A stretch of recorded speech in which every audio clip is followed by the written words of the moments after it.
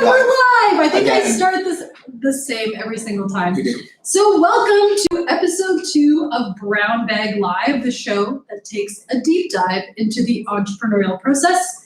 Each season, we feature a different entrepreneur working out of the Creative Innovation Studio, and each episode looks at a different aspect of entrepreneurship. I am your host at Dr. MEJZ, Amelia Zboralska, and this here is... I'm Eric Mulligans, and I am a student at Ryerson University and the founder of Kumavate. Kumavate, the company that is revolutionizing the way you recover after sports injuries. Very much so. Yes. Okay, so today our topic is building the startup. What I'm really interested in is how you built out your team. Okay, so last episode, we left off with you telling us your journey about how you came up with the idea, kind of your aha moment, recovering from your own injury and seeing a gap in the market. But what I really want to know about Eric now is how you worked until the point where you realized you need to add to your team. Okay. So can you start us there, and then I'll dive deeper. I love it. So Go for it. working on the company early on, I was really focused on just getting the idea out.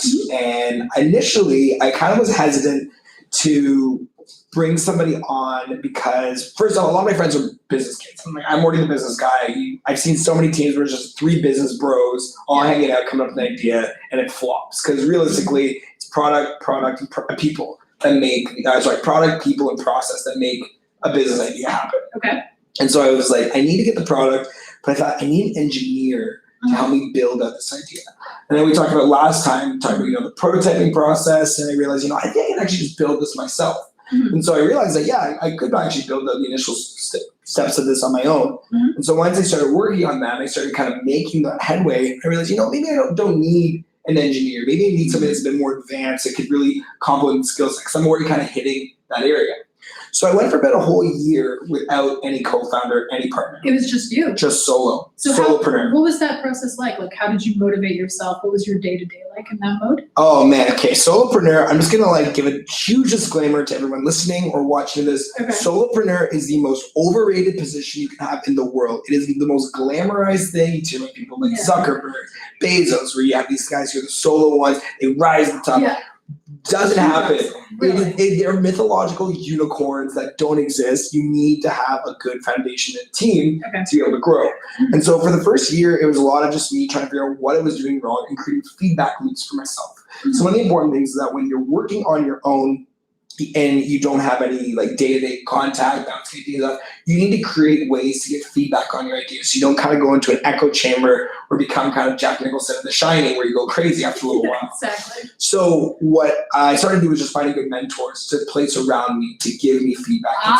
Okay, so really smart. So you're alone, but you obviously still build a pseudo team around you in the form of advisors. Okay. Exactly. So I go to them on a weekly basis saying, hey, I'm not sure what's happening. Can you give me advice? I was also working with one student who was kind of just giving me feedback as a consultant, as a marketing consultant. She wasn't doing a ton of day-to-day work. I would just say, hey, here's my idea. Bounce this idea around with me and tell me if we're going in the right direction. Okay. So what would you say in that time? What was your understanding of your own strengths and skills? And what was your understanding at the time of your gaps?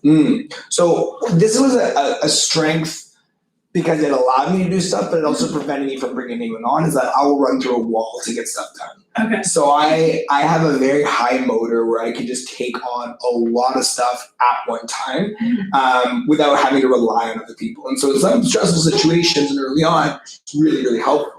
But as you then just start to take on more stuff, you now realize you can actually fully commit to it as well as somebody else could. You can get it done, but someone else can get it done a little bit faster. I was being blind to a lot of those things. Okay. And just taking things on because I thought, I can do that. I don't need to hire somebody. I don't need to pay this money. And I think that actually started to slow me down and started to make me realize I need someone else on.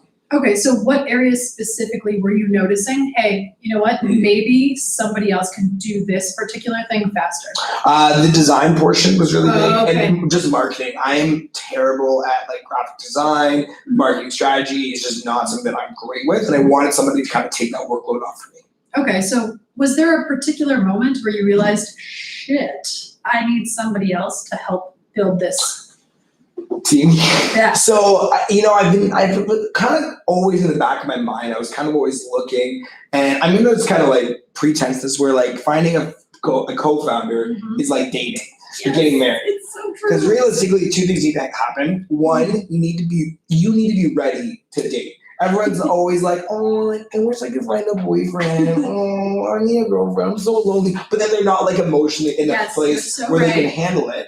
And then two, you need to go out there. You need to be talking and dating people. You're like, there's no Tinder really for dating for finding a co-founder that works. You have to go out and talk to people in person. I went on a lot of coffee chats, a lot of dates. I was kind of pitching around for a while, looking for the right person. Okay, so first, what were you looking for in a partner? Right. And then we'll actually talk about Exactly. where the heck did you find this person? Exactly. So part of that is that, while I was looking around for them, I was initially looking for an engineering guy. Okay. I was like, I need somebody who's technical. I can take the business side. And I got into a big competition, the Queen's Entrepreneurship competition in 2015. It was really great. And I went and pitched. I was one of the only solo founder. I was actually only solo founder at the competition pitching. Every single other person had a team. Okay. And my thing was kind of like, holy crap, I just need somebody on my team. Somebody that has some experience, can just support me in any way. It doesn't have to be engineering. I just need a partner. And so actually at that competition, I met somebody. So I think it's because that mindset changed. Okay. I was pitching the idea to him. We kind of really connected. He just sold a company for like $200,000. He's younger than me, marketing firm, and actually heard about it. It's like a meme-based firm. We just connected. We went on a couple dinners together, got to know one another, and finally popped the question. Okay, so what was that like? So it was exciting. I was like, hey, do you want to be on the team? And he's like, oh my gosh, I couldn't wait. I was like, I've been waiting for you to ask me. It was so amazing. We made it like LinkedIn official. It was big status. Okay, so this meeting, you have this conversation, you pop the question.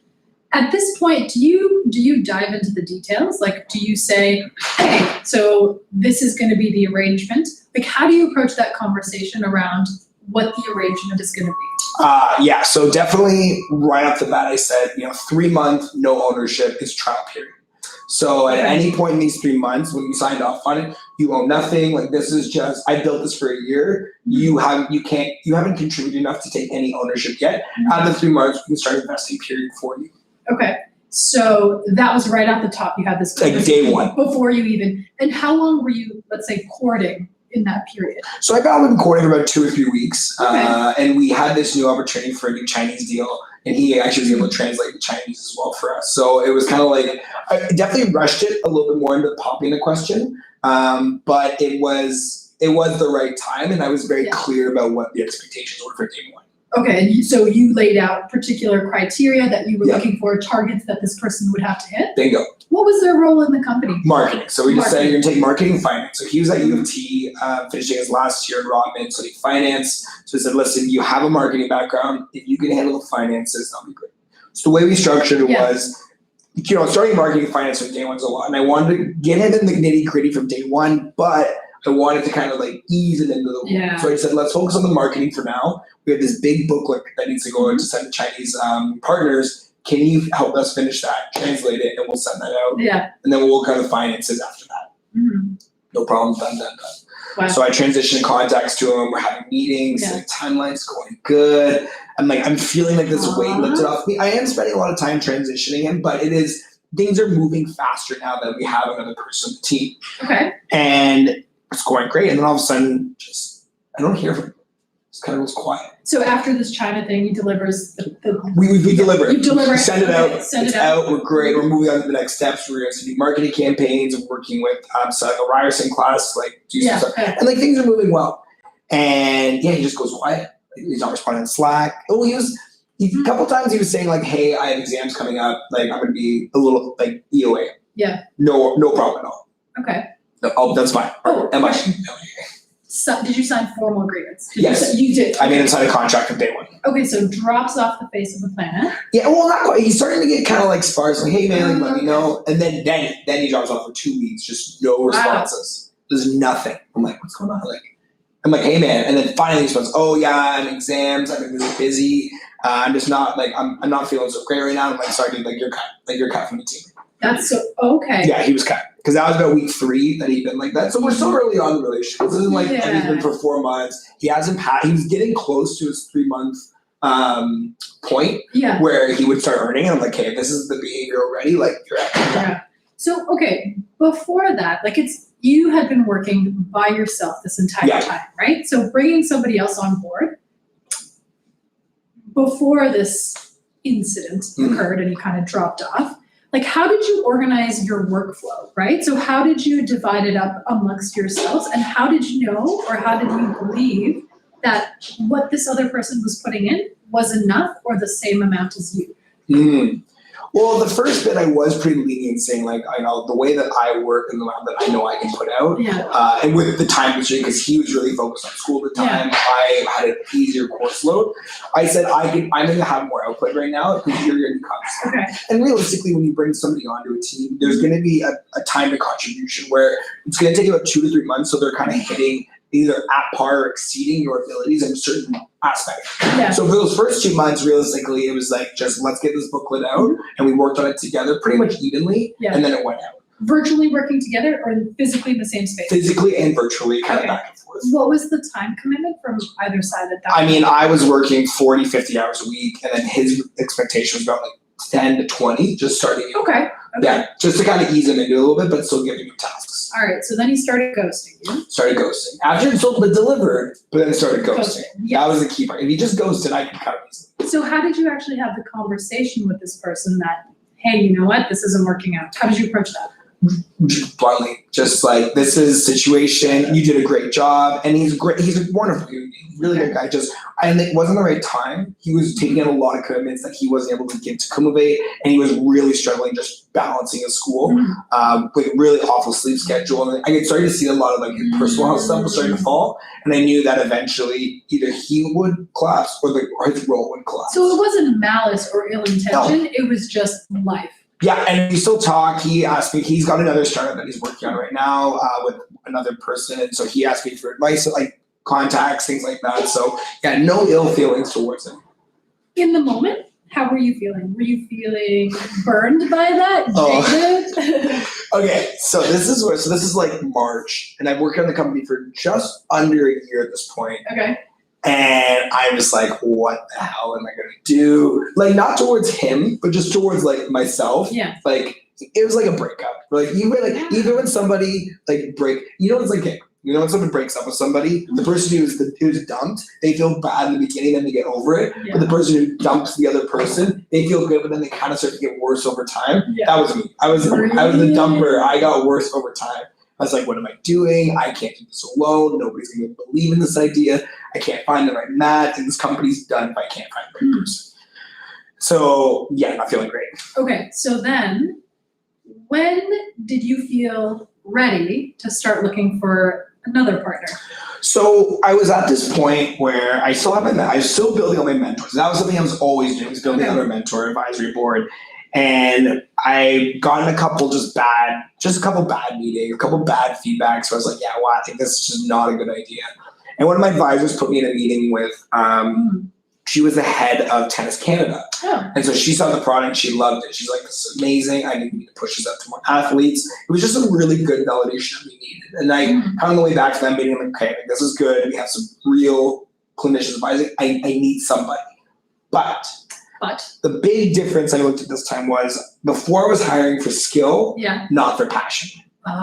Okay. So this time around, I said, okay, who do I know that I can work really well with? Is passionate about Kumave and can like kind of at least just manage their own like shit pretty much. Like that's what I needed.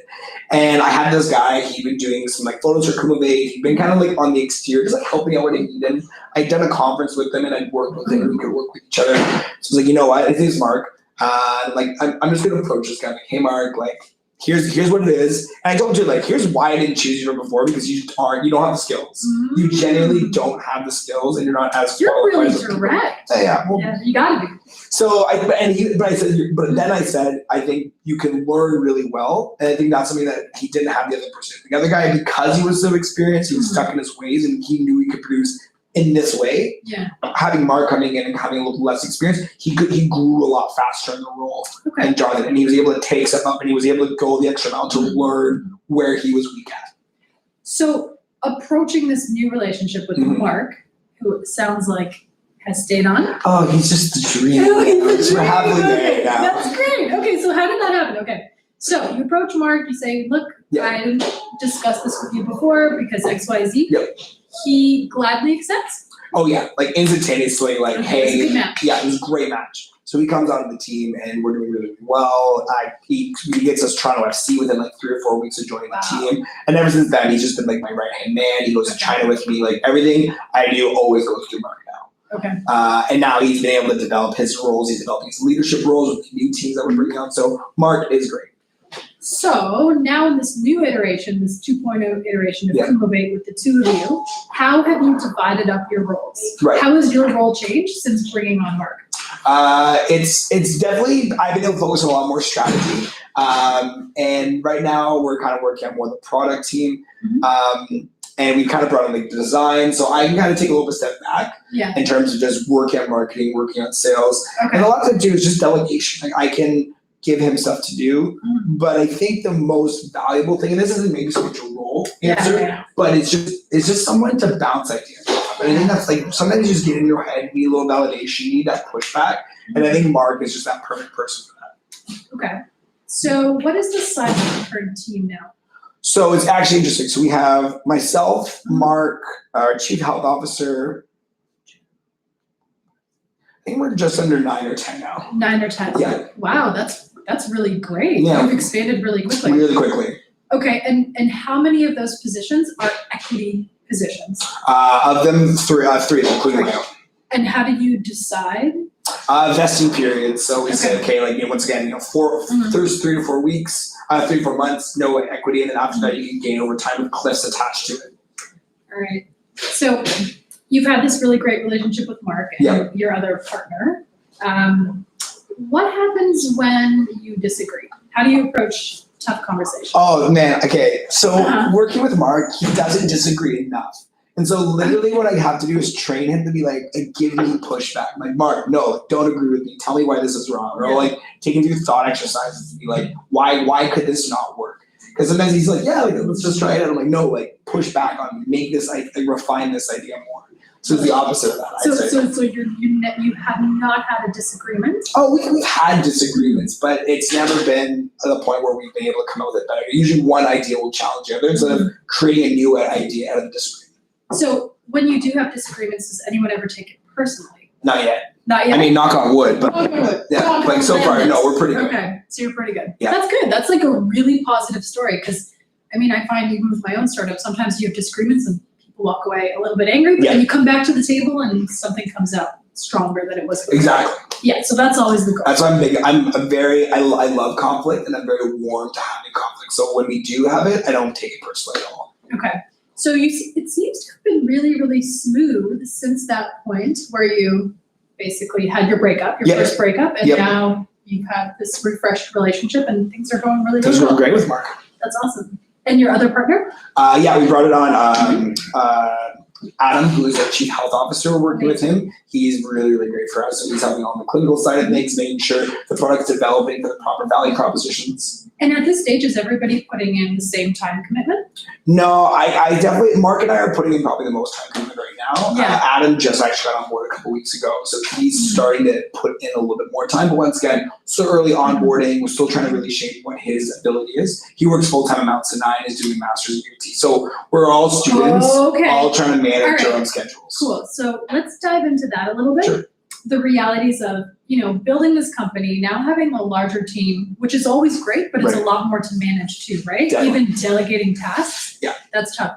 So what is that process like for you? Like, how do you separate out your different roles and your different lives, right? In terms of your student life and this startup, how do you manage that? Oh, it's really easy. You just don't have a social life. Yeah. It's kind of one of those lives and you're good to go.